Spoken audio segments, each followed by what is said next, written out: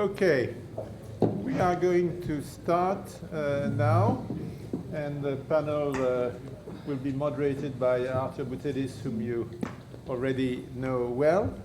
Very happy to have in the room Teresa Whitfield, who is not only a senior official at the UN, but who has spent her life, I would say, dealing with mediation, difficult armed groups. I mean, she has worked for the Center for Humanitarian Dialogue. She has written several books, and a book on ETA, the Spanish, the Basque, I don't know if one should say Spanish or Basque, actually, it's a sensitive issue, terrorist group, which is really a very important book to understand the negotiation with a particularly difficult interlocutor. We have joining us from the United Nations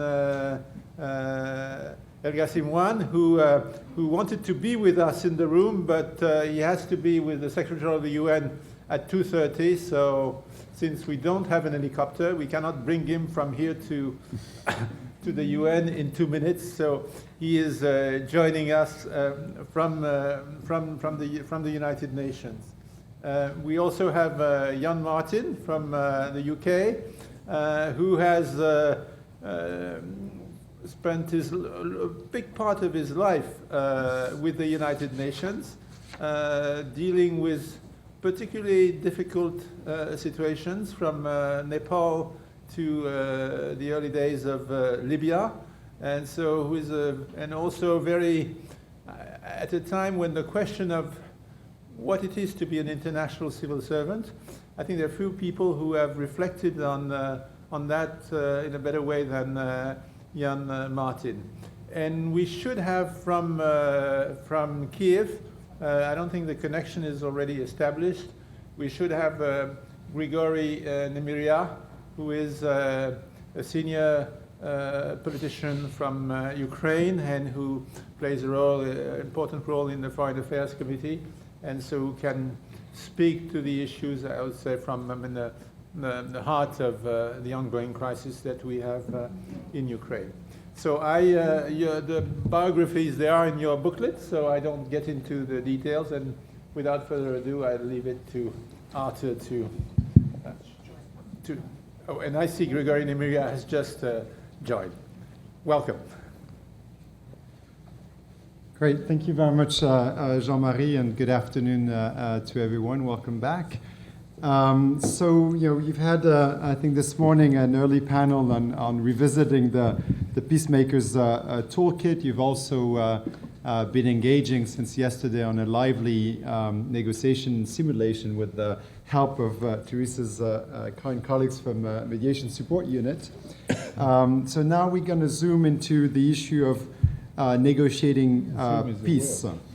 So the past few decades, of course, have seen major changes in the nature of conflicts. You've discussed this. You've heard it from a number of panels, which have in turn, of course, impacted the peacemaking efforts. In the 1980s, most conflicts ended in military victory. In the 90s, post-Cold War conflicts ripe for resolution mostly ended in peace settlements. But since the mid-2000s, we've seen a resurgence of much deadlier and messier conflicts.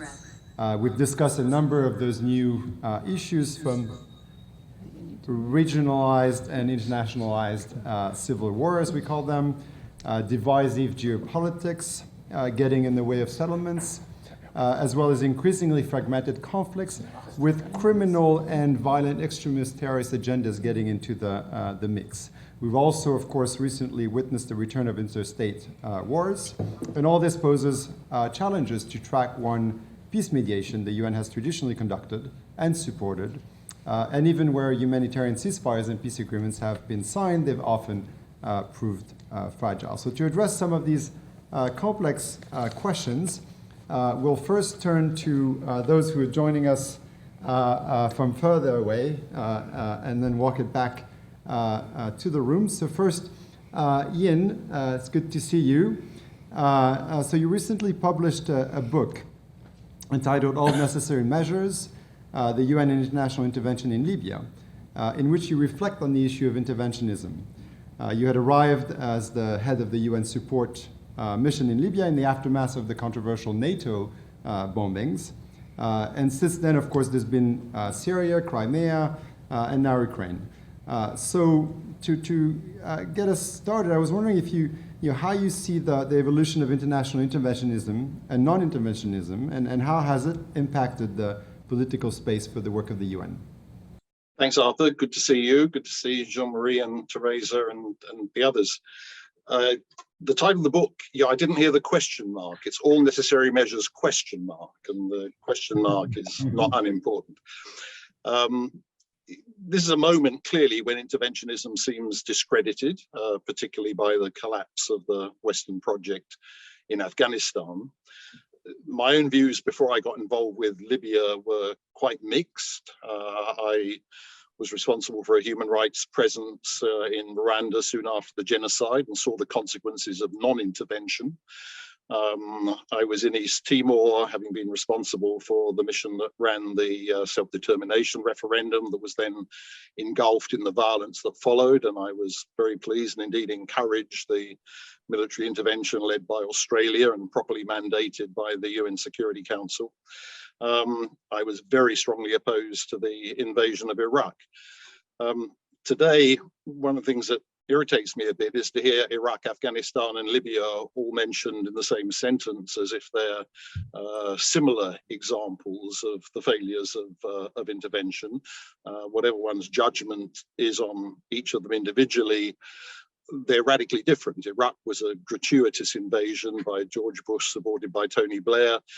The Libya intervention was a response to an initial the repression of an internal uprising.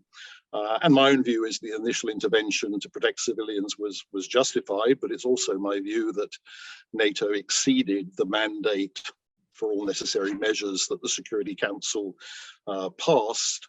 And even more, that mandate was exceeded by bilateral operations, which aren't much commented on, mainly because they're secret, although there's something in the public domain. Special forces operations by the UK, France, Qatar, and the UAE, and violations of the arms embargo to supply weapons to one side. Nobody, I think, can argue that what actually happened would have been authorized by the Security Council. If the Security Council had known the way the mandate was going to be played out by those who intervened, there would never have been 9 members in favor of it, let alone the withholding of vetoes by Russia and China. But to come to the implications for the political role, the manner in which the UK and France led that intervention and acted during that intervention left no room for the political role of the UN. In the Security Council, they expressed, as others did, backing for a UN special envoy, Mr. Al-Khatib in Jordan. In fact, they undermined any efforts to bring the conflict to an end through mediation. And still less did they allow any space for the African Union. And El-Ghassim Wane can speak with much more passion than I about the way the African Union were treated in that context. And that left a situation in which responsibility to protect, used by some as the justification, is now toxic to many. We've seen the implications on Syria. And in the Ukraine conversation, we've had a lot of references to the effect of the Libya intervention, the death of Gaddafi, on the mind, allegedly, of Vladimir Putin. But just to conclude by fast forwarding for a moment to Libya today and the political role, indeed over the last 10 years since the intervention, in theory, that UN political role remains central, and again, lip service continues to be paid to it in the Security Council. In fact, it is constantly undermined by the role of different external actors supporting different factions on different sides of conflict, sometimes civil war, sometimes political conflict, as today, undermined by divisions in the Security Council, and undermined by the inability to allow the Secretary General to select a special representative without completely undue interference by permanent members of the Security Council. So I'm afraid that's a rather bleak starting point for an answer to your question, Arthur. Thanks, Ian. And maybe if I can ask a quick follow-up, sort of turning more at to the UN toolbox. Of course, those who know you know that on the HIPO panel in 2015, but also in your own writing, you've been one of the main advocates of the spectrum of peace operations and more flexible and tailored type of missions. Of course, not all of that has been picked up as part of the recent UN reforms. But I was wondering if you could reflect for us on how the UN peacemaking toolbox has adapted or not to the evolution of the conflicts that you were just alluded to.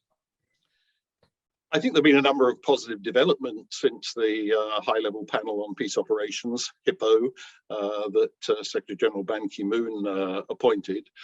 But for me, a central failure is to take up the recommendation that we should stop talking about peacekeeping and special political missions as separate categories and talk about a spectrum of peace operations. To me, it's very ironic that meetings go on being organized, month after month, called the future of peacekeeping, when there hasn't actually been a new peacekeeping mission mandated by the Security Council since 2014. In fact, there hasn't been one mandated since HIPO was established and reported. All the peace operations that have been set up since then in Colombia, follow on in Haiti, the missions to support the Hudaida agreement in Yemen, Sudan, are in fact what the UN categorizes as special political missions. And it makes absolutely no sense for the UN to have different managerial arrangements, different funding arrangements according to those categories. There has, I think, been one major improvement to come out of the Secretary General's reforms of the peace and security architecture, and that is the fact that there are now unified regional divisions, so that whatever the nature of a UN role, whether it's a peacekeeping operation, whether it's a special political mission, whether there's no field presence, they are managed by a single regional division, and that allows perhaps for a more consistent approach to the UN role in conflict situations through a spectrum of conflict prevention, peacemaking, peacekeeping, post-conflict reconstruction. But I'm afraid I don't think a recommendation at the heart of the HIPO report has yet been reflected in changes in the Secretariat or indeed in the mindset of member states. Thanks, Ian. Let me now turn to El-Ghassim Wane. Since Ian, you kind of alluded to maybe some of the challenges in the UN and the EU seeing eye to eye on Libya. And so Wane, you've been at the heart of peacemaking efforts in Africa over the past 2 decades, of course, in different capacities with the AU Commission, and you've also been on the UN side at headquarters, and now heading the UN mission in Mali. And I was wondering if you've seen major differences in African versus UN approaches to peacemaking, and how you see the trajectory maybe over the past decade or so of the two organizations trying to achieve coherent approaches to peacemaking and more broadly. Thanks. Yeah, thank you so much, Arthur, and greetings to all the colleagues. Happy to see you, Jean-Marie. Jan Martin, congratulations on your book, which I'm reading with great interest on Libya. And much apologies, of course, for not being able to join you for reasons that are completely outside my control. Maybe before commenting on more specifically on Libya, just to say there are, of course, differences between the way the UN and the AU deal with some of these peace and security challenges. I think differences, of course, in capacity, definitely. UN has much larger capacity, longer experience. Differences in structure, definitely. But also, I would say, differences on how to deal with some of these issues. When I take peacekeeping or peace enforcement, there is a much greater willingness from the AU side to undertake more offensive operations or enforcement operations. Somalia is a case in point, but one could list other operations, less well-known operations. And then there is a difference, I would even say, not so much on the objective or importance of prevention, but I would say the AU is probably from a normative and policy point of view more equipped than the UN. I think since, let's say, the early 2000s, a number of normative tools have been developed, some of which are embodied in the Constitutive Act of the African Union, which provide the organization with a much, much greater latitude to intervene in domestic conflict than probably would be possible for the UN. But then these differences between the two, of course, the UN has a benefit when it comes to peacekeeping of being able to carry out long-term stabilization mission with a huge civilian component, which the AU so far has not been able to do. And I think the challenge before us is not so much to gloss on the differences, but how to reconcile the respective comparative advantages of the two organizations. When I take the prevention, as I indicated, the AU has much greater room to intervene from a policy and normative point of view. It does not necessarily mean that it happens all the time. There are gaps between what the AU is aspiring to or what is provided for in its instrument and what it can do. And then the challenge here would be, how do we combine the AU room for maneuver, normative room for maneuver, with the UN capabilities and the leverage that the Security Council can bring to to some of these issues when it is united. And I believe in some of the African issues that in which I've been involved, when the AU and the UN agree, and the AU can take very, I would say, progressive positions when they are backed by the UN, of course, they stand a much greater chance to succeed. And one could give multiple examples on issues that the UN Security Council would not have been able to deal with or to discuss, but which AU can bring to the table, discuss, take decisions, and then get the support of the Security Council. And once Africans are united on a specific course of action, it makes it much more easier to mobilize the support of Security Council. The same complementarity, of course, applies to peacekeeping, where the AU can act as the first intervener to be followed by the UN. It did not always work perfectly, but I think there are good examples of successes. One in which Jean-Marie was heavily involved, Darfur, the AU deployed armies to be replaced by UNAMID. UNAMID may not have been a perfect experiment, but now, of course, one could see also with the continued instability of the situation in Darfur, how important the role of the mission was, at least in containing violence and ensuring a modicum of protection for civilian population. So I believe that we should really try to maximize the synergies between the two. And maybe one last aspect on which I believe we have not done sufficient work to leverage the synergies between the two organizations relates to the long-term or larger governance issues, which, in my view, are at the heart of African crisis. Most of them revolve around governance issues, defined just as the ability of the state to meet the basic needs of its own people and to build a social contract with its citizenry. The AU has developed a very rich, extremely rich normative framework, maybe not well known, but extremely rich, and a high standard normative framework. But the ability to implement, even the ability to promote that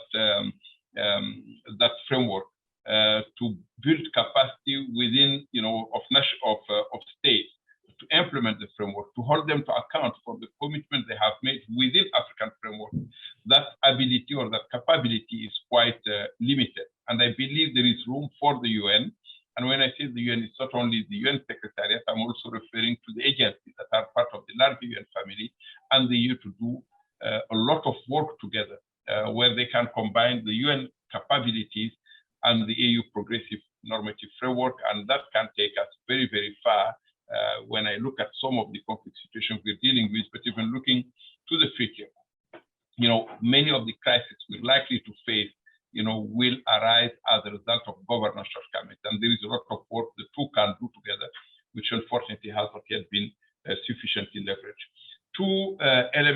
OECD, which again we need to keep in mind since we're talking about differences in approach.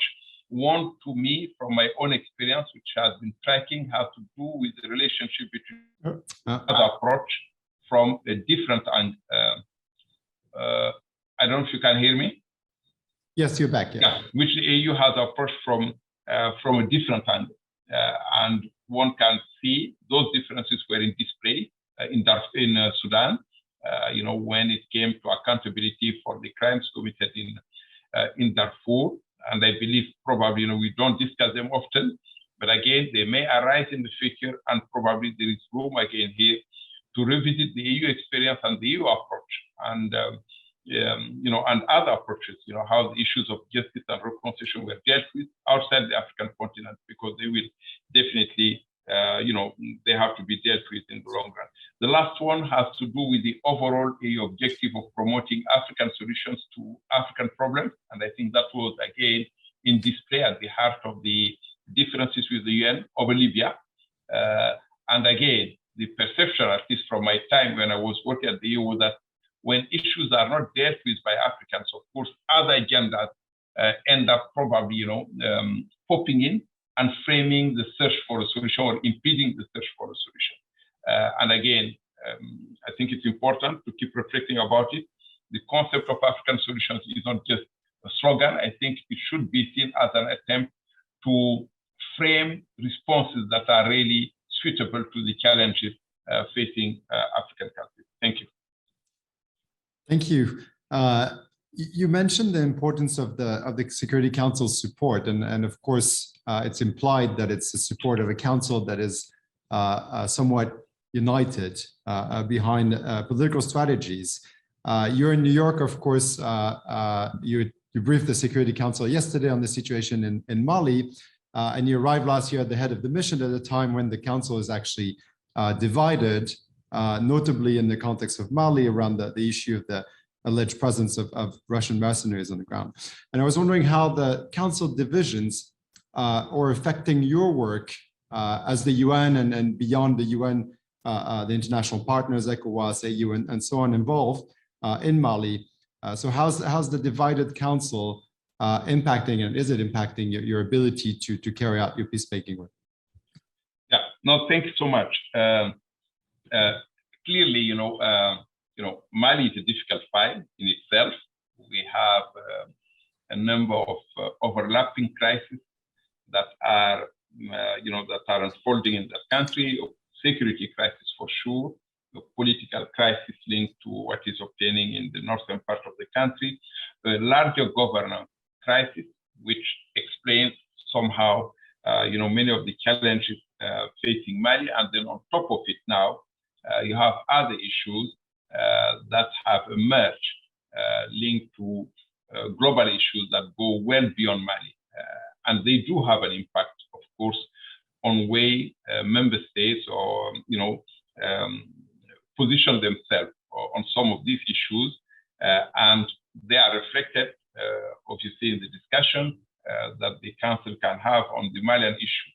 That said, I should say that yesterday, when I listened to the Council members during their public statements, and I'm sure some of you may have followed the debate, there is a general support for MINUSMA and an acknowledgement of the complexity of the situation and an appreciation of the work being done and a very difficult situation.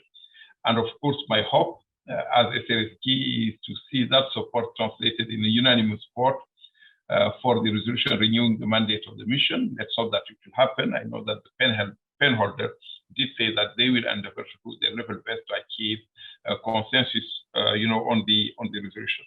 On the last, maybe just one last point is to say that on the ground in Bamako, we work closely as MINUSMA, AU, and ECOWAS on issues relating to transition, and we really work as one single team. I really have one single team.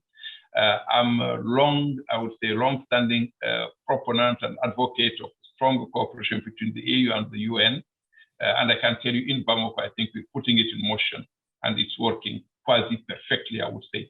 Now, it helps that my colleague from the EU is someone I have worked with, both at the EU when we're both at the EU and where we're at the UN. I would not like to link it to personalities, but obviously the fact that we know each other and are friends helps a great deal. But so far, all is going well, in terms of cooperation in the field. And I hope that the Security Council will be able to renew its unanimous support to the mission. Thank you. That's good to hear. And of course, we'll follow the mandate, MINUSMA mandate renewal later this month. Now turning to Ukraine, Mr. Grigory Nemyria, thank you for being with us. So you're the first deputy chairman of the Foreign Affairs Committee of the Parliament of Ukraine. And I understand you're originally also from Donetsk. Of course, the invasion of Ukraine marks the return of interstate war, and as a conflict involving a permanent member of the Security Council will likely have long-lasting impact. Some 100 days after the beginning of the war, the few early mediation efforts seems to have been overshadowed by flows of heavier weapons and prevalence of the military options. And I was wondering if you think there could be still a negotiated outcome, and if so, under what conditions? Yeah, thank you, and I'm very glad to address this the participants of the diplomats. That who knows, sometime down the road, probably some of them may take part in peacekeeping efforts in Ukraine in some format. But as of now, we're in the midst of the horrible war that has started. It has not started on the 24th February of 2022. It started in 2014 with the illegal annexation of Crimea and occupation of the 1/3 of Ukraine's eastern region of Donbass. And short answer to your first question is yes, the negotiated outcome is possible. But to give a deeper, more nuanced answer, one need to come back to the first appearance of the interstate conflicts in the post-war Europe, namely the Russia-Georgian War of 2008. So that was already at the beginning of the new normal. And let's address the issue: who was the major player in promoting a negotiated outcome? It was neither UN nor OSCE. It was the European Union, and more specifically France, who was at that time keeping the presidency in the European Union. And French president negotiated, basically shuttling between the two capitals, Tbilisi and Moscow. He negotiated this outcome, the famous 6 points. So then we have 2014, Crimea and Donbass.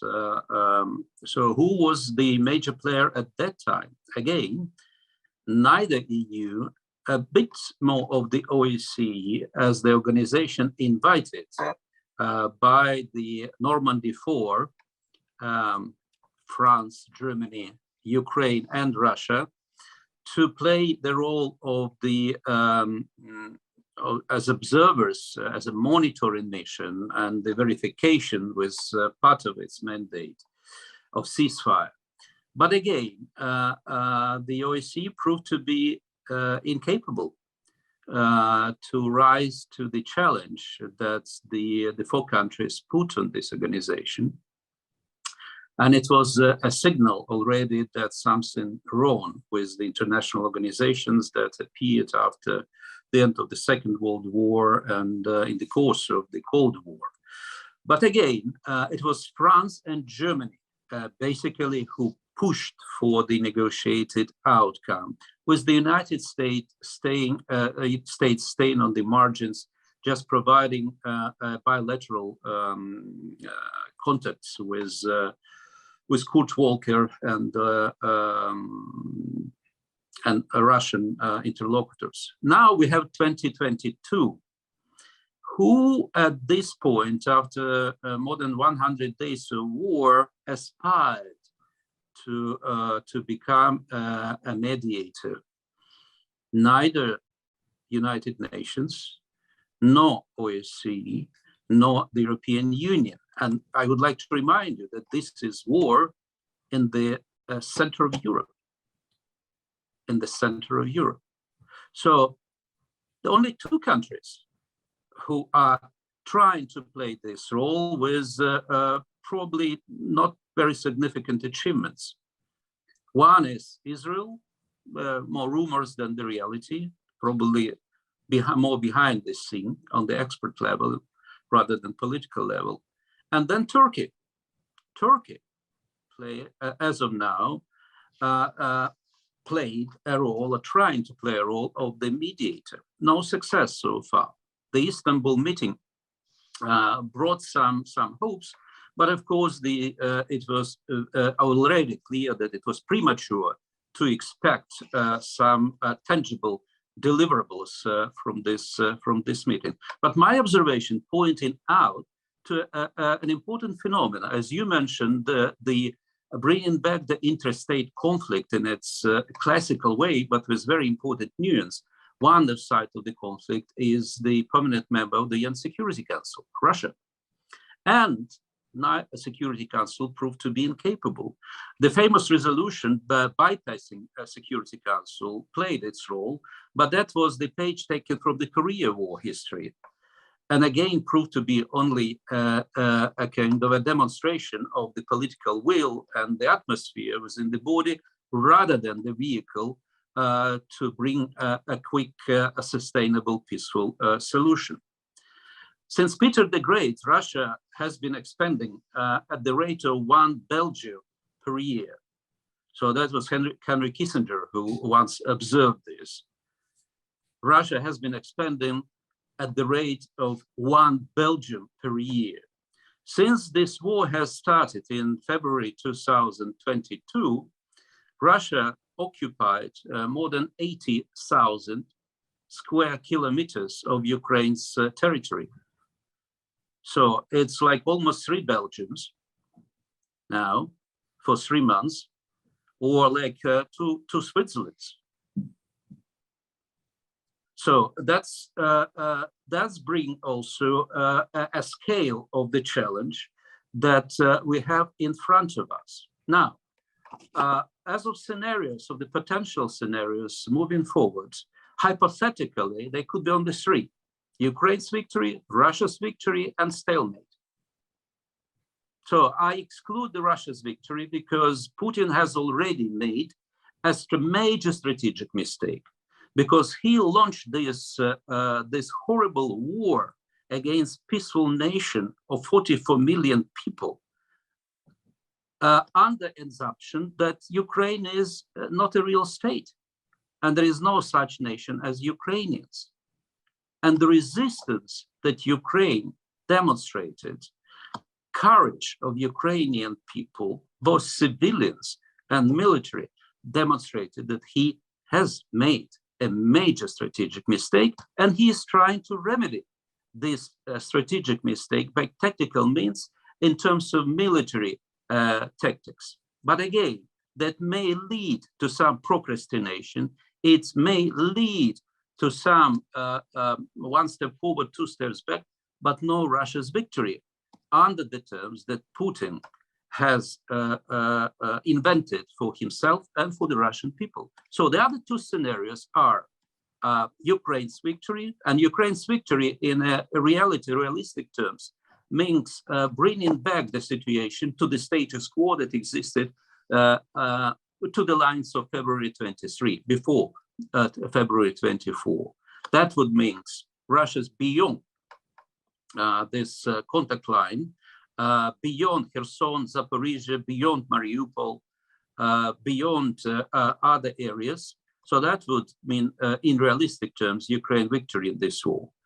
That the alternative scenario, the only alternative scenario to this, is a stalemate that would see Russia's occupation of part of the Ukrainian territory beyond, on the Ukrainian territory, beyond the February 23 lines. That would may at some point reach the line when exhausted sides would try to seek to negotiate a ceasefire or on some terms. It's difficult to predict who will be the first who will ask for this, but I do believe that the situation is very uncertain to make any predictions at this point. So that leaves us in the situation where we should come to a conclusion that none of the international organization at this point demonstrated either will or capacity to act as a reliable mediator. There are some efforts, but there is no real one. And there are some improvisations, I would say, on the level of the countries that never ever before, with some exception of Turkey in Nagorno-Karabakh, Azerbaijan, Armenia, most recently. But Turkey now trying to play this role. And there are more an expectation who is betting on time, Russia, Ukraine, or the West. Thank you very much. You did make reference to the key role that the EU played back in 2008 in the Georgia conflict, and then of course you contrasted that with the limited role that the EU played on the mediation role this time around. Of course, you're the former chair of the Committee on European Integration and Deputy Prime Minister in charge of European international integration. So you've been at the forefront of the efforts of Ukraine joining the EU, and I was wondering, what do you see the chances of success, and what would that bring to Ukraine? So that's important. It's not about the choice between East or West. I think it was a huge mistake in the past, and it is a mistake now for those who consider this, that Ukraine is choosing whether to go to the West or to the East, because as a very famous person in the past said long before me, East or West, home is best. So Europe is Ukraine's home. There is no choice in this sense. But the European Union brings a very important idea for the Ukraine being in a mixed state as a before post-Soviet country, and this is one mental map in the hands. And the complementing mental map is a European modernization. So the idea of modernization through joining a European Union is a very important driving force behind the efforts of Ukraine, not just to win this war for survival, existential war for survival of our country, but also to prove that those who lost their lives in 2013, 2014, the Haven 100 civilians, young people, young men and women on Maidan, Independence Square, fighting the autocratic regime with the slogan, Ukraine is Europe, and with the EU flags and the barricades. I think this is an important moment when trust is vindicated and should be vindicated. So I do expect that this week the European Commission will produce its conclusion, its opinion on Ukraine's application. But by the way, not just Ukraine, Moldova and Georgia followed.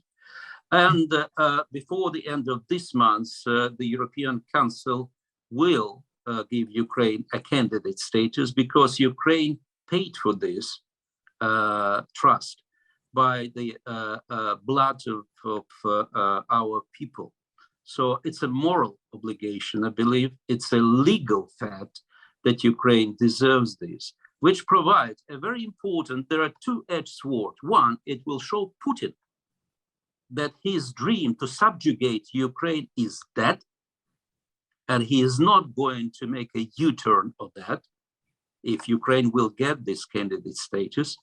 And number two, it will show Ukrainians that the European dream is a reality, European values in something that's very tangible. And when someone is protecting this European values on the battlefield, it should be met with reciprocity.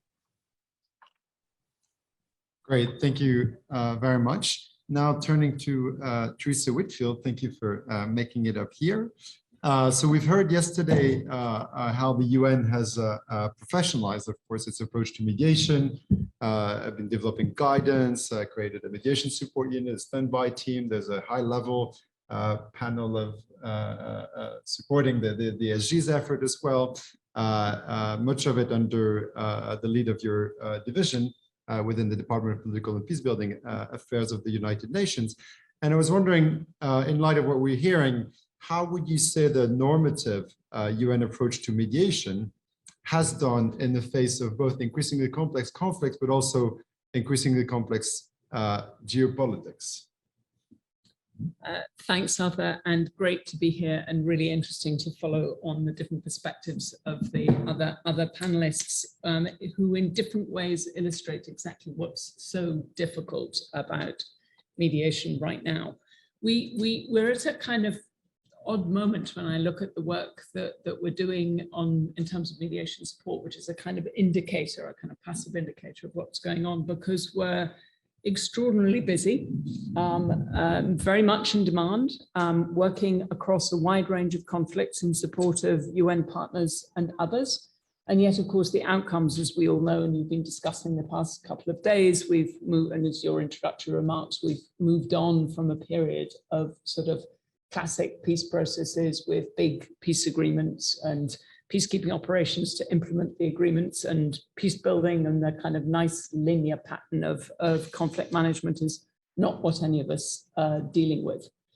We're in a much messier environment where the conflicts are regionalized, where external actors interacting in all sorts of ways with the national and local actors within countries and across regions, where criminal and other economies are keeping things going. And we don't have easy answers. I think it's important to be quite realistic about what mediation is or isn't. There's been a lot of conversations I've been in recently with people saying, oh, we need to, the world is such a mess, we need to fix mediation. We need to fix mediation as a tool. Mediation is actually quite a limited tool. In some circumstances, it can be really helpful. And when it can be really helpful, then the work that's gone into its professionalization, the knowledge of things like ceasefire mediation or how to relate mediation to constitutional reform, how to promote inclusion, how to think about transitional justice, all of that technical expertise is really helpful.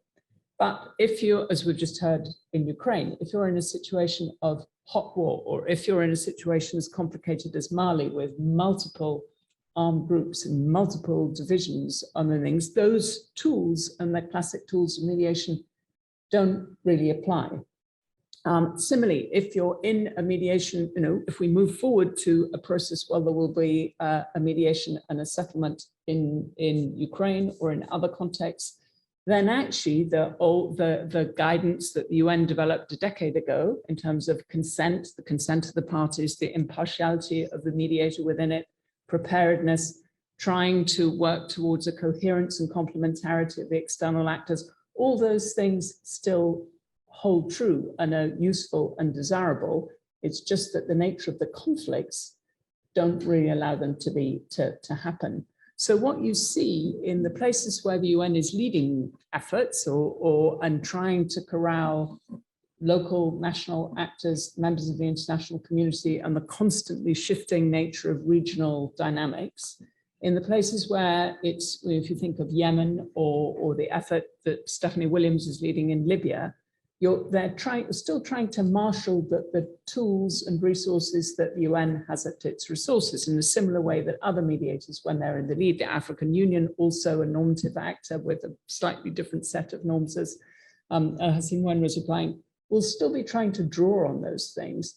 But the reasons why it's so difficult, I don't think are necessarily to be found in the toolbox, which in some ways has been quite adaptive. If we look at the evolution of the work to extend towards greater focus on inclusion, towards thinking about working locally as well as at a central level, now towards things like climate change, how to integrate digital tools to facilitate the work, a lot of work that Martin and others have done to kind of harness new technology and innovative ideas to facilitate the work, or to help mediators locate themselves in very complicated environments with relation to social media and those kind of things.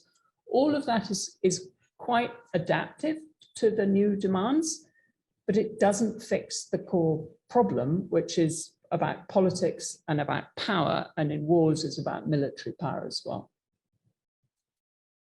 Great, thank you. You suggested that the UN is not anymore in the lead in many processes, and in some ways Yemen and Libya are maybe outliers. So most of the time you're in support, and of course one of those core challenges that are maybe as old as a mediation or older is the issue of peace versus justice in negotiation.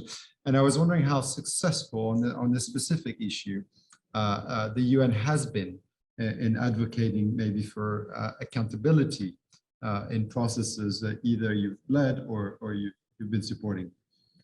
It's a tricky question because, of course, if you're in any mediation to end war, then it's the nature of the problem that the people around the table have all done horrible things, or many of them have done horrible things. In some circumstances, one side might have done many more horrible things than the other, but there'll be a fair amount of animosity, and none of them will want to end up in prison.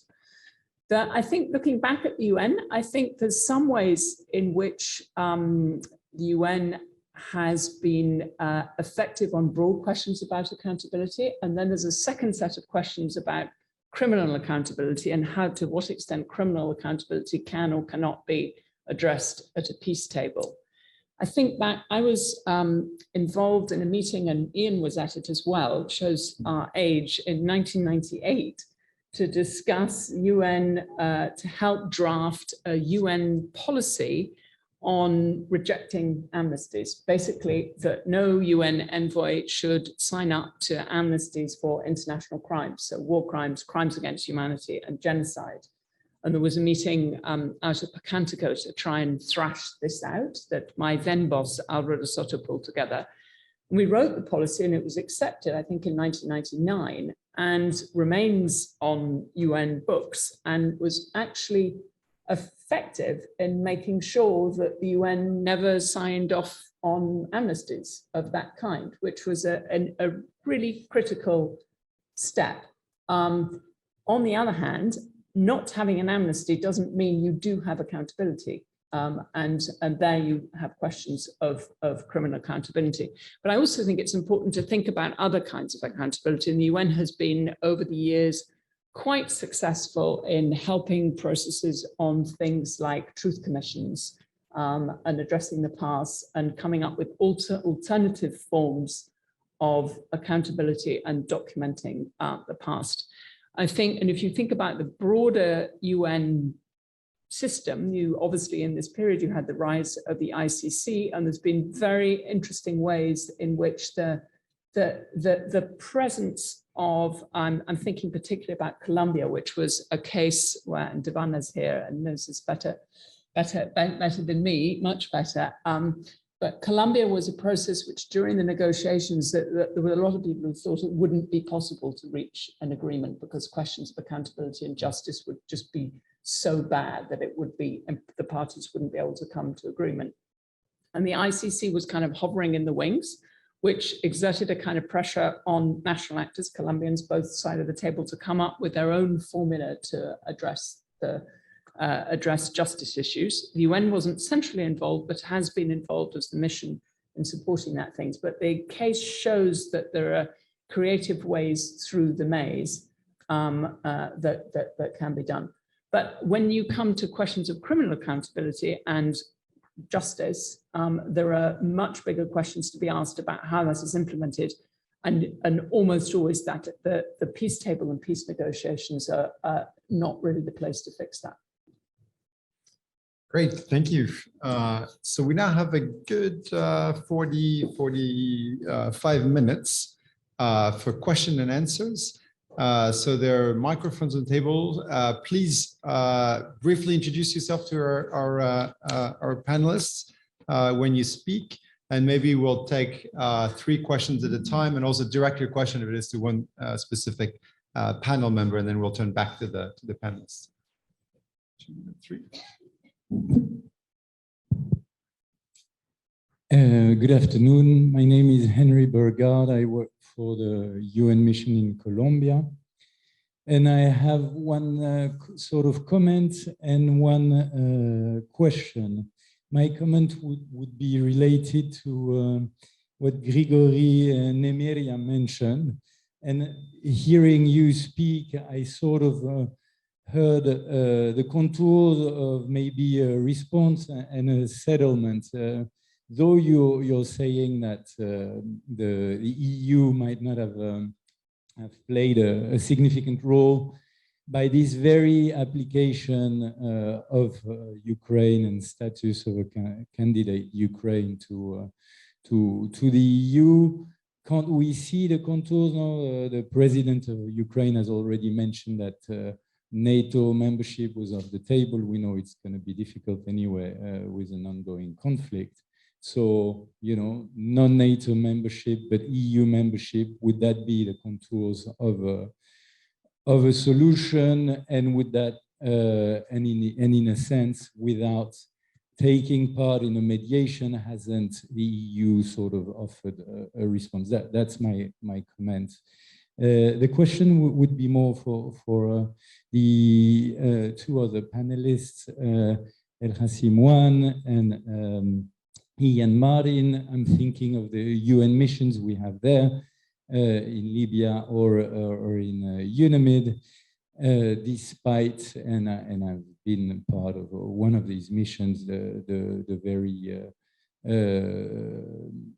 important efforts of our staff in the field. We see that there's continued instability, insecurity. I know particularly UNAMID, it expanded, it was aggravated. So, and building on what Teresa Whitfield mentioned, what is needed there? How can we change things? If you had like a magic one, would it be more politics, more hard power? I want to, contrast those two, because, is it like weakening and reaching with hard power a stalemate in the field, or would it be, like political actors taking a greater, role in the resolution? Thank you. Thank you. If you want to pass the microphone. Good afternoon. My name is Tina Satoli. I'm at the EU delegation to the UN here in New York. I am from the Sustainable Development team. So my approach is more from a development economic perspective. And I admit, thank you very much, all of you, for your interventions. Very inspirational. These panels are just fantastic. One thing that I've kind of been hanging on to the edge of my seat, waiting for the humanitarian development peace nexus to be mentioned. It just seems to kind of be lingering out there somewhere. So maybe a kind of open-ended and very broad question about the role of the UN in the humanitarian development peace nexus perspective, and how good is the UN at that? I mean, I've been working in New York now for a year on the development files, and I have to say this is my first opportunity at really coming at these same issues from the more peace angle, and it's been an eye-opener how many interlinkages I see. So the question kind of is, how well do you think the UN does on that, and where do you see room for improvement? Thank you. Thank you. I think we'll take a third one for the first batch, and then we're taking a few others. Hello, everybody. My name is Michael from the German Federal Foreign Office. Thanks to all of you for sharing your thoughts on these pressing issues. I have maybe 2 questions. One is on the future of the Ukraine after the Ukrainian victory, which I understand you define as returning to the status quo as it was on February 23rd. Now, given the very mixed record of the Minsk process that we've had, what would need to change then to take the process from this point on forward, because then we still have, a lingering conflict on the soil of Ukraine. And the second question also related to Ukraine is, we're seeing this massive destruction of infrastructure, massive loss of life. So after we managed somehow to silence the guns, there will be the question of rebuilding Ukraine. How can we do that? Not only rebuilding infrastructure, but at the same time investing in peace. So how can this development peace nexus then be implemented in the case of Ukraine, which is, I think, unique in terms of the sheer dimension of the destruction that we've seen so far. Thank you. Thank you very much. So we have a broad range from the day after in Ukraine to the triple nexus and the peacekeeping magic wand, or peace operations, let's say, magic wand. So turning back maybe to the speakers on same order, and you're welcome to pick and choose, of course, which you want to take. Yin, over to you. First, the question about how one can make missions more effective in their political mediation role. I mean, in the case of Libya, the only thing that can really make the UN role more effective is some degree of cooperation of member states, instead of supporting different factions, but actually coming together in support of whatever the political objective is. And as I said, that doesn't happen in the Security Council, and it doesn't happen on the ground. The Security Council is reluctant, extremely reluctant, to call out even its own members for roles they're playing that are counterproductive in terms of the theoretical objectives defined in Security Council resolutions. On the ground, actors back, arm, support particular factions, and also undertake efforts that may be called mediation, but are usually efforts to strengthen one side or another of the conflict according to the national interests of those involved. In the case of Libya, Germany actually played a very constructive role, in my opinion, as a Security Council member at the time that didn't have particular national interests involved, and certainly wasn't involved in supporting, let alone arming, particular sides to the conflict. And it made efforts in that direction and had provided a framework that I think has been genuinely supportive of the UN role. But we talk about the MINUSMA mandate hopefully being extended with consensus in the Council. The Libya mandate has been rolled over because the Council is unable to agree on the mandate extension. So 3-month rollovers, partly because of the deadlock over the appointment of a head of mission acceptable to key member states, and partly also because of underlying disagreements about the mandate. And that, of course, leaves whoever represents the UN on the ground in an extremely weak position with the parties and with other member states. So far as the triple nexus is concerned, I don't think I have a great deal to say in response to that. I don't think the UN can claim to be very good at ensuring that is reflected in its work on the ground.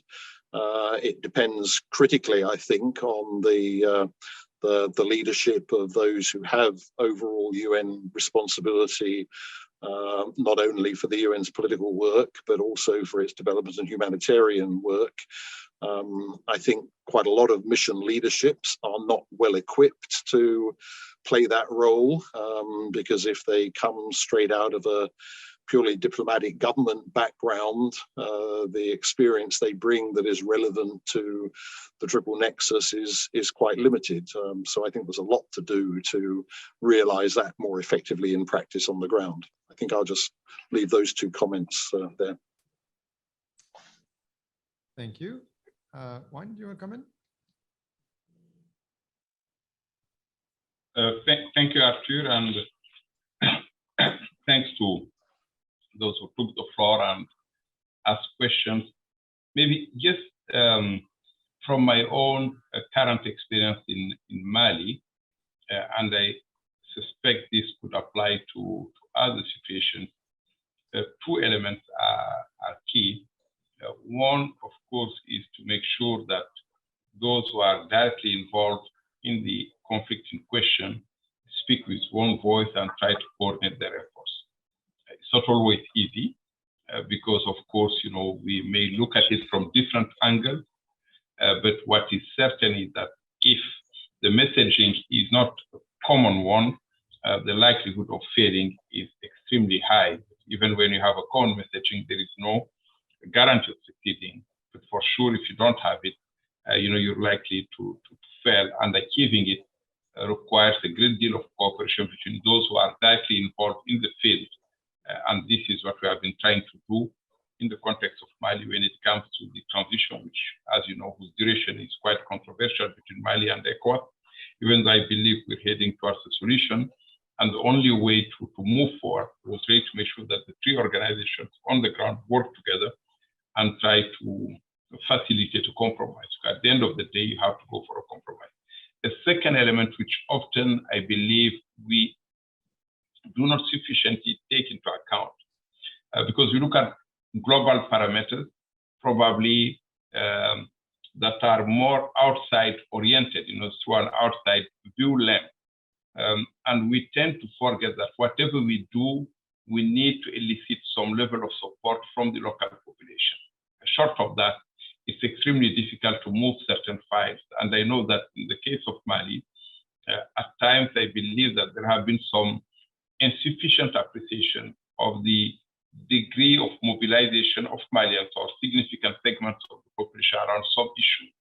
And the fact that we are not always, as international community, in a position to communicate in a way that can elicit support and generate greater understanding or better understanding of the objectives we pursue, can end up being an impediment to the efforts of peacemaking, because they tend to drive the population and the leaders towards extreme positions that make it difficult to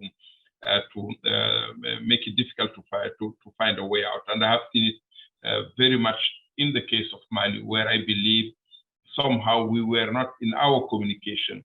We were not in a position to communicate in a way that would, facilitate support for the objectives that are being pursued. There was a disconnect somehow between what we could see on the ground, and I traveled extensively within Mali, and what external perceptions were, and somehow it's as if we're speaking past each other, and that did not facilitate the peacemaking efforts within the country, or facilitate moderate views or supported moderate views within the country.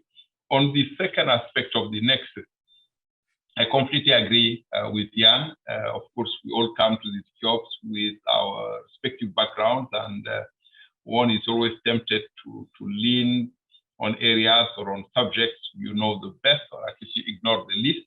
But it's absolutely evident that if you don't work together in a coordinated fashion, it will be difficult to make headway. And again, Mali is a good case in point, where the development, humanitarian and security aspect, political aspect are very closely interlinked. We try to make progress in this, of course, by consulting as much as we can, instituting regular meetings with agencies and so on. But the challenges are here, and especially when you work with humanitarian, how can we contribute as peacekeeping mission without,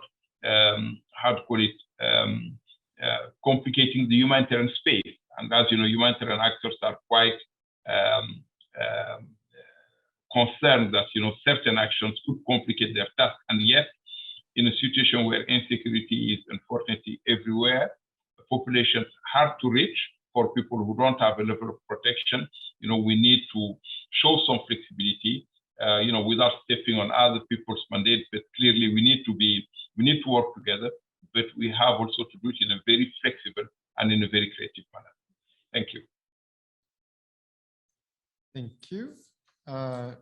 Grigory, Nemyria, do you want to next. Yes, I'm glad on the one hand that those colleagues who asked 3 questions are interested in Ukraine, and they raised different aspects of the current war in Ukraine.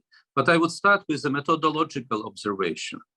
There are 2 approaches basically to take. One that has been taken since basically 2008 Russia-Georgia war, and it's considering this as a crisis to be managed. Even more so, a crisis on the European periphery, something that far away, that has limited impact on the major national interest of the countries involved. So there is one approach, and I see some resemblance of this approach, and there are some voices that are producing the arguments based on this approach. It's just Russia and Ukraine. It's crisis to be managed. It's about Russia and Ukraine.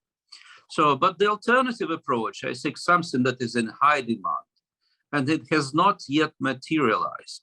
Rather than considering Russia-Ukraine war as a regional crisis to be managed, I would argue that it's high time to consider this as an opportunity to reform security architecture, and not just in Europe. So this is a real challenge to confront with. And I believe that the history, the previous history, the 3 wars I mentioned, 2008, 2014, and this one, it's a history of missed opportunities, because it was already in 2008, but even more so in 2014, when Putin grabbed a Ukrainian land in Crimea and Donbass, to consider this as an opportunity to do something and to reform the European and even global security architecture. So I argue that this is an approach to be taken. And within this approach, I would come with this NATO-EU question. The question is simple: whether it would be an element of the peace, of the settlement, that Ukraine would agree to, and Russia would agree that Ukraine has EU future to become member of the EU in the future. But as Russia objects and considers this as a threat to its vital national security interests, Ukraine's membership, Ukraine would agree to become a permanent neutral state. There are 2 elements in answering this. Well, in theory, it looks like a possible bargain, a possible trade-off. In practice, I think it would be hard to achieve, especially on the scenario 1, which I described, Ukraine's victory. Why? Because it is one thing to consider this in the early stage of the war, and there were talks within the talks between Russia and Ukraine, including in Istanbul, of discussing Ukrainian neutrality in exchange of the security guarantees. But the other things, to come back to this issue, after the atrocities committed by Russian forces, I believe Ukraine is much less inclined toward this discussing neutrality after this horrible atrocities. That's not just atrocities, that should be punishable crimes, like crime of war, a crime of genocide, and crime of aggression, a crime against humanity. They are all elements of these crimes that the International Criminal Court is dealing for. So those are limitations to consider. And the second element in answering NATO-EU choice, look at Finland and Sweden. Before this war has started, Finland and Sweden were fully integrated in the EU, success stories in the EU, and no desire to join NATO. Now it has changed. Now it has changed. Why? So this is the question to be answered. And if the Swedes and the Finns has answered this question, then the so-called Finnish scenario or Finland option that probably was something to discuss before the war, now less and less has a low probability. So that's answering the first question. The second on humanitarian role and the humanitarian aspects of war and whether UN is a player. Look, since 2014, UN did play a role, a visible role. It was UN human rights monitoring mission in Ukraine. And the point with this mission was that they had presence on both sides of the contact line, on the governmental controlled area and non-governmental controlled area, including Donetsk and Lugansk. The only other organization that has presence on both sides was the OSCE, with the OSCE Special Monitoring Mission. And in addition to that, the third body was the ICRC, International Committee of the Red Cross. Now it's not the case.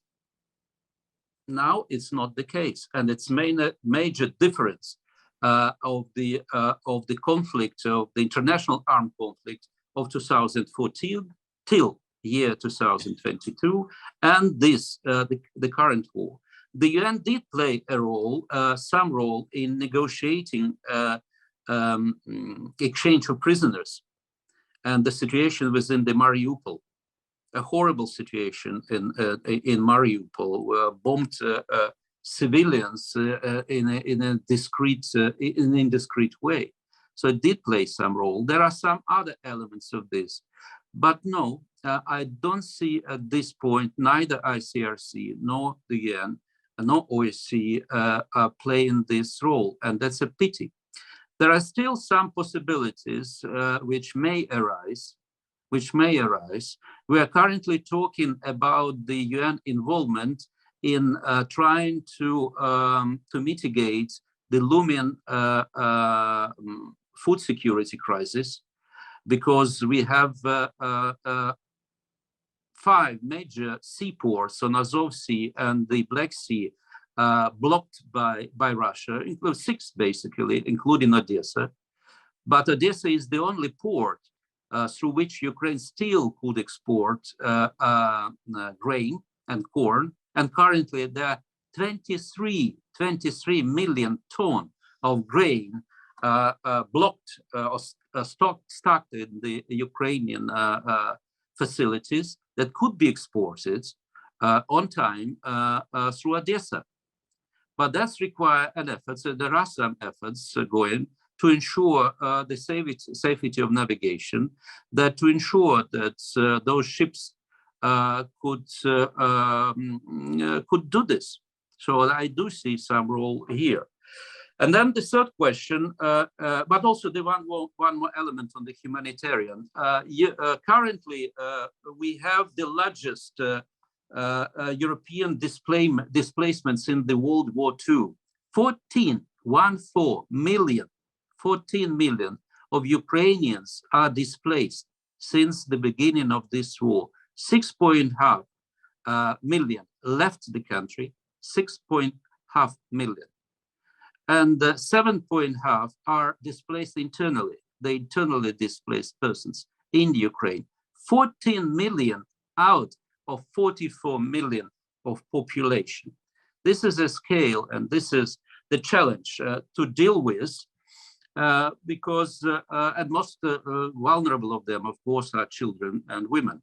And one should add also, and this is part of the where it has to do with the Convention on Genocide, when the forcibly Ukrainian children are taken out of Ukraine, and most notably city of Mariupol and the areas of Donbass, to Russia, without even asking neither them nor their parents whether they agree to do this or not. So that's also an indication, a major demographic challenge also as far as Ukraine is concerned. So now coming to the Minsk and the lessons learned and whether the EU could play a role. My nightmare scenario, as far as the very desirable negotiated outcome, but my nightmare scenario, that may go, and we should avoid this by all means, along the lines what I call Buda Minsk. Buda Minsk has Budapest. What is Budapest? The security assurances in exchange of giving up third largest in the world nuclear arsenal, and assurances that are not legally binding, which produced a precedent when other countries that only aspiring to become a nuclear states would learn lessons that the security guarantees given to them, if not legally binding or not enforceable, means nothing. And then Minsk. Minsk basically was an effort to ensure that ceasefire is observed. There are steps taken to implement agreement, but within the Normandy 4, unfortunately, led by, they produced no results. That just gave Putin a breathing space to accumulate forces and then to launch the full-scale war. So we have to avoid this Minsk 3 scenario, or if combined with the security assurances instead of security guarantees, the Buda Minsk scenario. And of course, reconstruction is something where EU really supposed to be is a major player. I'm not talking about this the Marshall Plan, which is many speakers could bring in, but this is the challenge to you, because EU proved to be an example of soft power, where it's competitive advantage over others. And it has to do both governmental efforts and private business efforts, because Ukraine's importance as far as the agriculture, ensuring food security, avoiding uncontrolled migration and displacement that could produce pressure to job markets in other countries. They're huge efforts. But I believe that it's precisely because of that Ukraine's moving towards, and we not expect miracle that Ukraine will become a EU member tomorrow or the day after tomorrow. It takes years. We do understand this. But the EU involvement in this place provides an opportunity to the EU to revitalize itself as a major preeminent soft power, but also to reinvent itself as a major foreign policy and security actor. I believe this is something that close to the hearts of some leading figures within the EU. It's good for EU, it's good for the global security, and it's good for the efforts to combine. If you consider this fight in Ukraine as, in a broader terms, a fight between democracy and autocracy, it's also a contribution to the democratic countries winning this fight. Thank you. Thank you, Teresa. Let's move on to other questions, because I would say exactly the same as Ian and Wane on the peace humanitarian development nexus. Okay. It depends. Great. So we do have a time for a last round of quick questions. I see a lot of questions. And maybe Jean-Marie, you want to ask first? Two very quick questions, but I don't want to crowd out the others. I had one question on the strategy for peace operation in a counterterrorism environment, and how the counterterrorism and the political process can come together. Certainly it's a question more for El-Ghassim one. You have different visions of what a terrorist group is, who you must fight and kill, whom you can negotiate with. How do you thread through that very difficult quandary? And my other question, more for Teresa, is today there is a plethora of mediation organization, mediation countries. It's a supply side economics of mediation. How damaging is it for mediation? But first, your questions. Arthur, apologies. I have to leave in literally 3 minutes. Do you want to tackle that question then? Yes, if I can. Let's do that. Much apologies to the colleagues. I really regret it that I have to go. But just quickly, maybe to the issue raised by Jean-Marie, and which he knows far better than I do, but I would still attempt to respond. I would say the response is really two-pronged. One, in the context of Mali, is obviously to move as fast as we can on the implementation of the peace agreement, which was signed in 2015. And the DDR is precisely precisely meant to help us segregate between people who can join the armed forces, former combatants of the signatory armed groups, and then to clarify the dividing line between legitimate actors and illegitimate actors. Obviously, it's not as easy as that because the lines are very fluid. You have family links, you have a number of other links that make it difficult at times, at individual level to make a distinction between terrorist groups and other entities. This is point number one. Point number two, on which we are working, is to encourage the Malian authorities to develop a politically led strategy, as requested indeed by the Security Council, to deal with the drivers of violence, in central Mali, but also I would say even elsewhere in the country. And the sooner they do it, I think the better, because many of the not necessarily do it for ideological reasons. There are a variety of reasons that drive people into these kind of entities. And this, on this matter, we have made some progress. I think there is a strategy that is under development. But again, strategy is a piece of paper. Implementing is even more important, and that's where we should invest most of our efforts. But I will stop here.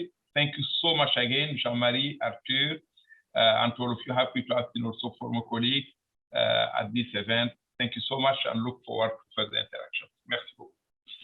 Thank you to you, and good luck in your work, because I know this is a kind of work where you need to be very smart, very good, but also you need to be lucky. Yes. You deserve it. Merci. Merci et bon retour. Merci. Merci. So we'll go back to taking the round of questions. Hi, thank you. Good afternoon, everyone, and thank you very much for the panelists for the presentations. My name is Fernando. I work in the Office of Counterterrorism in the UN, and I just wanted to raise a question. We have heard quite a bit about the toolbox that the UN has that's available for the use in certain situations, conflict worldwide. We have also heard about some of the limitations of this toolbox. We've heard about how adaptable and flexibly it can be used. And I was just kind of wondering your views in terms of whether this toolbox may perhaps require some fine-tuning internally, or if perhaps the UN would require a new toolbox from scratch, so to speak. Thank you so much. Hey, this is Martin Willis from the BPA. Thanks so much for this exciting panel. I have a thought about the Ukraine and the question. It feels like there's really a plethora of mediators offering themselves, Turkey, Israel, new ones on the block. And I wonder kind of at the same time why this is not working out. And we are currently playing here a scenario where we think about co-mediation of regional and international actors. And I wonder what your thoughts are of the parameters where actually this kind of co-mediation works out between international actors and regional actors. Thank you. Thank you. Hi, this is Ilana Juraska. I work for the OSCE High Commissioner on National Minorities. I had a similar question when it comes to the involvement of the OSCE in Ukraine in particular, and co-mediation and cooperation with other organizations on that matter. I have plenty of questions and comments, but I'm sure Mr. Nemyria knows better than I do the failures and the downsides of the OSCE. In addition to being a political organization, it's a non-treaty based organization, so it's only as good as all of its members agree to be. And I agree that the system is obviously broken when one participating state sitting next to the table invades another participating state. But still in an environment where we see the Russian Federation being excluded from multilateral organizations, the OSCE still in a way remains probably the only channel where it has wide participation, and it's still an open channel for dialogue. So I'm just wondering if you see value in maintaining this channel still. And if yes, how can we use it to the best of the advantage when it comes to mediation efforts? Hello, hi. My name is Hila. I work in DPPA Middle East Division. My question is similar to Fernando's, and we talk about the role of the UN and sort of the declining role of the UN as a mediator. And the profile of a mediator as an impartial and neutral intermediary. And I just wonder whether we're doing any introspection within ourselves at the UN about whether we are creating an enabling environment for mediators, or have we sort of resigned ourselves to playing a supporting role and providing support? Because if you look at how very key leadership positions are filled, and I'm not talking about the SG, but even within the Secretariat, you know, there's these like unspoken agreements that have promised positions to particular member states in perpetuity. And it's one thing to fill a position with a particular nationality, but the practice seems to be to parachute career diplomats. With all due respect to Jean-Marie, I think you're maybe an exception to that. Your reputation precedes you, but generally, the career diplomats from key countries coming into very key posts, and how can we expect to be an impartial, neutral intermediary when, you know, we're doing the opposite of that essentially? So I think the onus is on us to think about how we approach mediation. Thank you. I wanted to ask a question regarding how do you perceive the role of civil society, and maybe also because in this table we are playing civil society, but I don't think it has come so clearly what role they play. And I think we have more and more localized and domestic conflicts, and they can play a role as pretty much in the mediation, in the negotiation, but not so much. And I think that the UN sometimes fails to treat the civil society as beneficiaries of their project and not so much in their political role. And what I have seen, particularly, for example, in Latin America, that there's so much discontent with governments. And, you know, we saw all these very violent protests across the continent. And in some areas, we're also mixing with a lot of arms trade and drug trade. And that's like pretty much a very fertile ground for militias, and pretty much saying, if you don't hear me, I take arms, like as we're seeing in the south of Chile with the extreme groups of the Mapuches. But I don't think that they are being discussed about what role they can play. And many times because they don't have, for example, an international role or regional roles. So I was curious to hear what role could civil society play and enhance their political leverage in mediation. Okay, thank you all for the question. I'm going to turn back to the panel. I'm going to do in reverse order since Teresa didn't have the floor the previous round, and ask maybe the panelists to try to be as short as possible, but also, you know, feel free to offer any sort of final closing remarks as you also answer the questions, since we're coming to the end of this panel. Teresa. Thanks so much. I can combine a couple of the answers at once, I think. Multiple mediators and mediation actors in theory shouldn't be a bad thing. I mean, there's UN, regional organizations, member states, non-governmental, civil society, both international and national. And it shouldn't, in theory, be a bad thing because the nature of the conflicts are so complicated. And in most cases, the conflicts are far too complicated for a single entity or mediator to manage. And if you look at the kind of 3 or 4 ring circus of the mediator who wakes up in the morning, and are they engaging with national elites? The national elites are very fragmented. There's multiple actors. Are they reaching out to civil society? Are they that day going to meet with women's organizations? Are they going to be flying around the region to see the regional powers? Are they going to brief the Security Council? There's masses to do. So it should be helpful that there are many different actors who can do different things. However, the cases where things line up in a coherent way tend to be fewer than the cases where things are muddly and messy and at times competitive. So I think, I mean, there are the best practice is when there is a kind of a recognized lead and other actors engaged in support, and the recognized lead is able to ask a particular actor to take care of this track or build the capacity of this actor or work on this, and it can come together. But that's quite rare. And I think co-mediation is quite tricky. The record, the sort of empirical record on co-mediation has been quite tricky. But collaborative manners of mediation will be the way forward, because there are just too many actors for that not to be. And I think sometimes we have to feel for the poor conflict parties who are incredibly confused by the mediators knocking at their doors. And it's not just a question of forum shopping, but who's doing what and what offers what. And it's a very confusing environment. So there's questions of responsibility for the mediators on the outside about how they work and whether there's a process which has an accepted lead and how they line up to work together. On that point, I remember Brahimi saying, you don't want mediators who come peddling their goods, saying, please use me. Because if you start as a demandeur, you start from a weak position from the outset. And there's been some efforts that the NGO mediators kind of had a pact amongst themselves to kind of be nice and work together. I'm not sure how much it's observed. I mean, there are efforts because everybody recognizes this to be true. It's just a question of whether they observe it.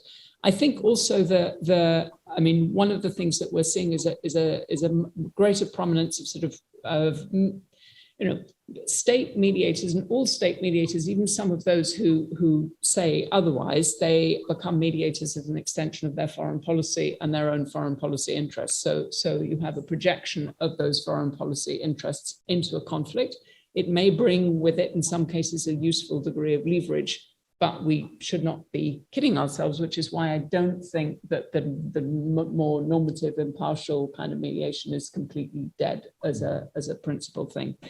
On civil society, I think there is greater recognition and relating to broader questions of inclusion, of recognizing in these very fragmented conflicts the enormous benefits, and not just doing inclusion, whether it's inclusion, thinking about inclusion of women or reaching out to civil society or paying attention to youth, but recognizing the political value and the youth being a good example, the political value of what the mobilization of youth in protests and a recognition of the often for the mediator actually reaching out is a way of forming allegiances, because the broader the reach, the more the demands that will be coming up from society will quite often actually align with what the mediation is trying to do, because broader reaches of society will be pressuring for an end of the war, for rights, for visibility, for participation, and things which are actually very helpful to the mediator, who may be in an immediate circle dealing with a smaller group of elites who have their own direct interests at heart. So I think really paying attention to the value of engaging civil society, not just because it's the right thing to do, but because it's actually pragmatic and practical is really important. Thank you. Grigory and Nemyria, there was two sort of related questions directed to you.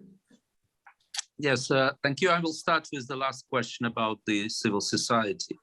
Look, we are dealing with one country where civil society is vibrant. It's distinct in going through peaceful revolutions and through defending our country. We are volunteering and various initiatives that never before existed. This is a trademark of the modern Ukraine. And on the other hand, we are dealing with a country, Russia, where civil society was almost extinguished. There is no political competition, and even civil society, the most innocent bodies, even dealing with history like Memorial, were considered to be politically dangerous. Probably because Putin considered himself as a part of Russian axis of historical narrative on the same line with Ivan the Terrible and Stalin. But this is the problem: incompatibility. For the effort to be successful, they should come from the both sides. But there is an element which I believe deserves a closer attention, and this role of women in the future peace efforts. Why am I saying this? On the one hand, this region, the Eastern Europe region or Central Eastern Europe region, including Caucasus, produce already a number of women political leaders on the level of prime ministers, on the level of the presidents, which shows that societies are ripe for considering them either in the current position or as a former prime ministers, as a former presidents of their countries, and also mothers of soldiers. This is where the neuralgic point of Russian Federation is, because when the great secret of how many Russian young men lost their lives in the war, they were sent by brutal dictator. So then that would produce the energy and pressure that probably needs to be utilized, and where the element of the civil society networking should play a role. The first question, the first two questions, as far as mediators, role of international regional organizations, and most notably OSCE, the best mediator is a mediator who is perceived as an honest broker. So this is the point of departure, especially in the situation currently we observing, where the fear is high, hatred is unlimited, and the trust is low or either non-existent. So of course, to be mediator in such situation, it should be, the body should be perceived as an honest broker, and not just a broker in terms of its former reputation, but of its ability to deliver. And frankly, I believe at this point, none of the current organization rise to this challenge. Probably hope in these famous or infamous words of Putin that he considered the breakup of the Soviet Union, collapse of the Soviet Union as the greatest catastrophe of the 20th century. OSCE, whom Russians themselves frequently call in between themselves a vegetarian organization, the OSCE is a baby of the last quarter of the 20th century. And they still have some sense of ownership on the OSCE Helsinki Act and the way how the process has developed.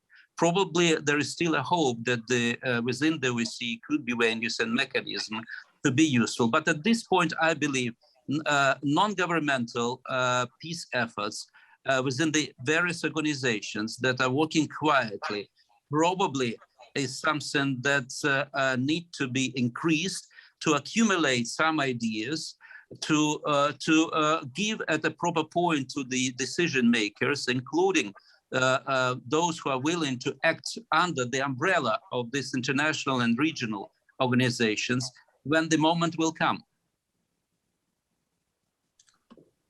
Thank you. Yen, turning over to you for the final word this afternoon. And I'll be very brief. On the toolbox, I very much agree with what Teresa said at the beginning, that the problem is not really the toolbox. The toolbox has improved, and she and her colleagues have made a great contribution to that. But at the same time, the political environment has deteriorated, and that's where the problem is.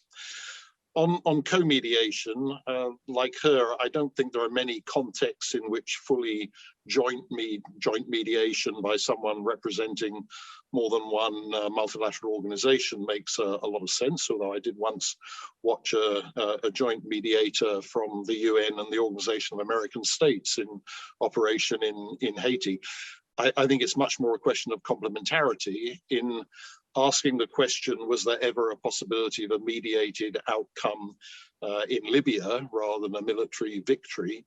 I came to the conclusion that the best chance would have been if the ability of the African Union to be influential with Gaddafi had complemented the ability of the UN with support from leading intervening member states, essentially the UK and France, to encourage the rebels towards a mediated outcome rather than promise to deliver them a military victory, then there might perhaps have been the possibility, and that was the best possibility that existed.